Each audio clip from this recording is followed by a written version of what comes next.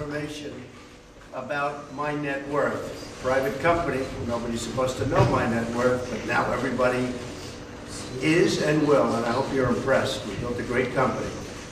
But he's been given false information, misleading information, and corrupt information by a very corrupt and incompetent Attorney General, Letitia James. This woman is grossly incompetent.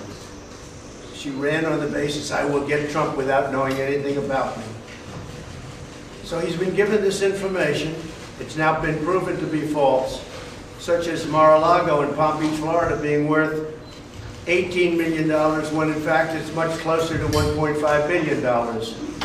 And I appreciate very much the officials of Palm Beach calling yesterday and writing and saying that she was very wrong. That's not the way you value the property.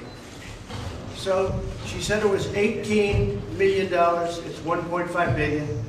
Likewise, we've just recently sold 2 properties for many times what they were worth, many times what they were worth in the financial statements. And the statements are actually much lower than the actual net worth. She knows that, but she's fraudulent. Because of the fraudulent numbers she's given, many of which, Mar-a-Lago is just one example. We have other examples that are almost as good, in some cases might even be better. This case should be dismissed. This is not a case. And she should probably be dismissed also because she's terrible and grossly incompetent, as I've said.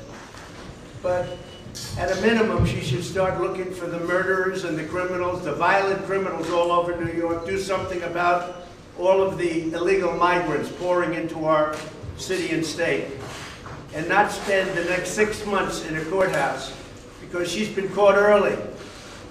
Her numbers are fraudulent. She's a fraud. Her numbers are fraudulent, and this case should be dismissed. And they ought to get on to violent crime and solving the problems of New York City and New York State. Thank you very much. Mr. President, why did you decide to